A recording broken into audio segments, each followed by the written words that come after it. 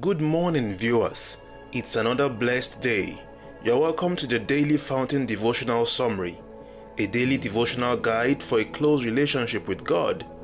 This is a summary of the Daily Fountain Devotional of the Anglican Communion. This summary is by Hope Eleosi Onekpe. You are welcome. Hello, good day. You are welcome to the Daily Fountain Morning Devotion. This summary intends to bring to us understanding to God's words by the help of the Holy Spirit. Today is Monday, May 19, 2025, and the topic for today's morning devotion says, Practical Christian Living. Let's bow our heads as we pray. Heavenly Father, we humbly acknowledge our own need for grace and understanding, especially as we hear your word from Ephesians chapter 4 verses 30 to 32. Grant us understanding of your word with the power of your spirit. And in the end, grant us the grace to apply the truth of this passage to our own life. Enable us to resist every form of malice, bitterness, rage and anger, and to be known for kindness, compassion and forgiveness, just as you have forgiven us in Christ. In Jesus' name we pray. Praise the Lord. We'll be taking our text for today from the book of Ephesians 4. We'll be reading from verse 30 to 32. Ephesians chapter 4, verses 30 to 32 reads, And grieve not the Holy Spirit of God, whereby ye are sealed unto the day of redemption. Let all bitterness and wrath, and anger, and clamor, and evil speaking be put away from you with all malice.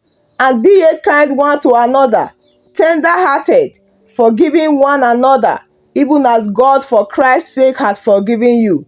This is the word of God. Thanks be to God. Praise the Lord. Once again, our topic for today says, Practical Christian Living.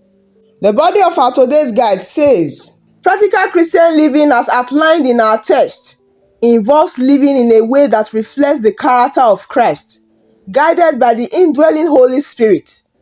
It requires intentionally building positive attitudes while removing negative behaviors. The foundation of this instruction is in verse 30, which warns believers not to grieve the Holy Spirit. That is to say, the Holy Spirit, being the divine personality within us, should not be grieved by the way we behave.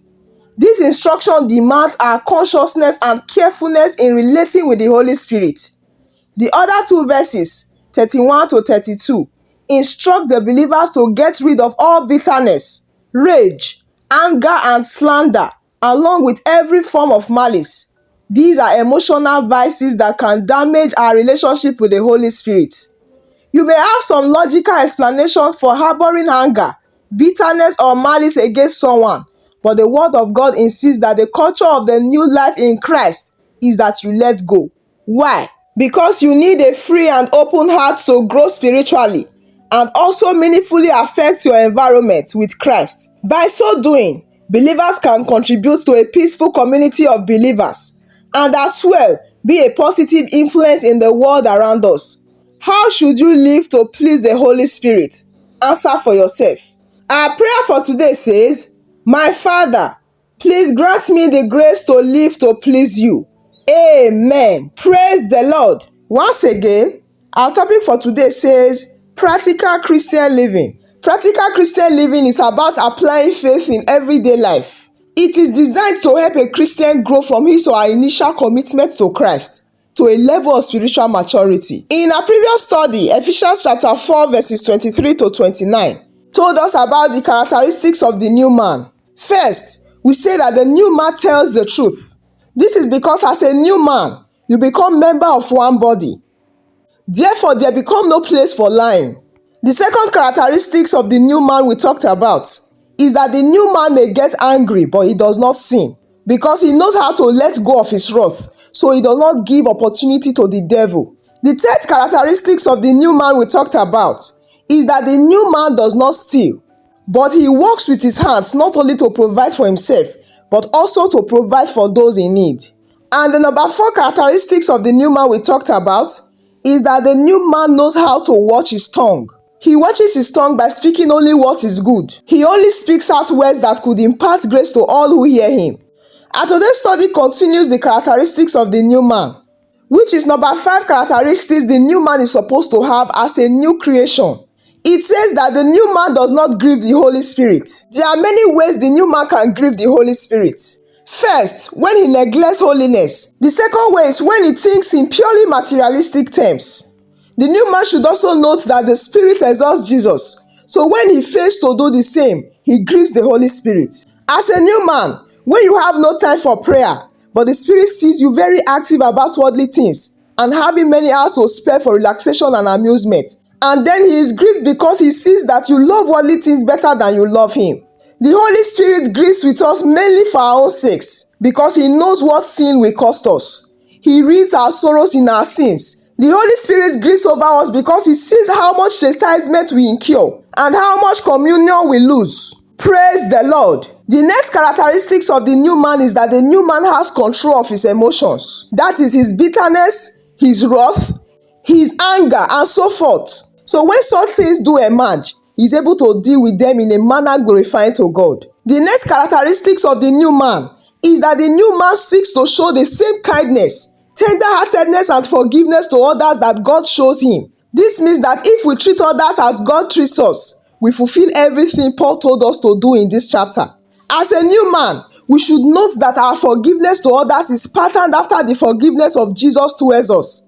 So when we think of the amazing way God forgives us, it is shameful for us to withhold forgiveness from those who have wronged us. A new man must follow God's examples. The first example is that God attempts reconciliation with bad people. The second example is that God always makes the first move in forgiveness. He tries to reconcile even though the guilty party is uninterested in forgiveness. The third example is that God forgives our sin, knowing that we will sin again. God's forgiveness is so complete and glorious that he grants adoption to those former offenders. God in his forgiveness bore all of the penalty for the wrong we did against him. He was innocent, yet he bore the guilt. God requires no probationary period to receive his forgiveness. His forgiveness offers complete restoration. He loves, adopts, honors, and associates with those who once wronged him. God puts his trust in us, and he invites us to walk with him when he forgives us. And lastly, it is not that we must forgive because Jesus will forgive us. We forgive because he has forgiven us. It is the fact of Jesus once for all putting away sin by the sacrifice of himself. I pray for us this morning that God will grant us grace to exhibit all the characteristics of the new man. In Jesus' name. At this moment, I would like us to bow our heads as we pray for ourselves. Say, Lord, I confess that I have grieved your Holy Spirit by my words and actions. I ask for your forgiveness and cleansing. Say, Father, help me to repent of bitterness, rage, anger, brawling, slander, and every form of malice. I choose to let go of these things. Say, Father, protect my tongue and heart from speaking words that cause sorrow and hurt to others. Grant me discernment to know when my words or actions are grieving your spirit. Right now, say, Father, help me to be transformed by the renewing of my mind, so that I may be more like you in my thoughts, my words, and actions. Say, Father, fill me with your spirit of compassion and kindness, so that I may show grace and understanding to those around me, especially those who have wronged me. Right now, say, Father, grant me the ability to see the world from the perspective of others, especially those who are hurting or struggling. Help me to be a voice of encouragement and support. At this moment, say, Lord, I acknowledge that I too have been forgiven by you in Christ. I am grateful for your boundless grace and mercy. Say, God, help me to extend forgiveness to others, just as you have forgiven me. Ask God to break down any walls of resentment or bitterness that you may have built up. Right now, say, Lord, I rely on your Holy Spirit to lead and guide me. Help me to be filled with your love and power, so that I can live a life that honors you. Lastly, ask God to fill you with his Holy Spirit, that you may be inspired to speak words of life, inspired to encourage others, and be inspired to build them up in faith. In Jesus' name we pray. Let us pray. Heavenly Father, we thank you for the Holy Spirit, who seals us for the day of redemption. Help us to not grieve your spirit, but to live in obedience to your word. Grant us wisdom to discern how our words and actions might cause sadness or disappointment to the spirit. Enable us to be kind, compassionate, and forgiving, just as you have been to us. Fill us with your grace and help us to reflect your tender mercy in our interactions with others. All these we ask. In Jesus' mighty name we have prayed. Amen. Praise the Lord. I believe you've been blessed. Thank you for joining this channel today. We thank God for the success of our today's morning devotion. Please do well to join us tomorrow morning again for another episode of the Daily Fountain Devotion. Also, do well to visit and join us on Facebook and TikTok at the Daily Fountain Devotional Summary. Do remember that you are loved greatly. I wish you a blessed and fruitful day. I'll see you again tomorrow by God's grace. Thank you for joining us today.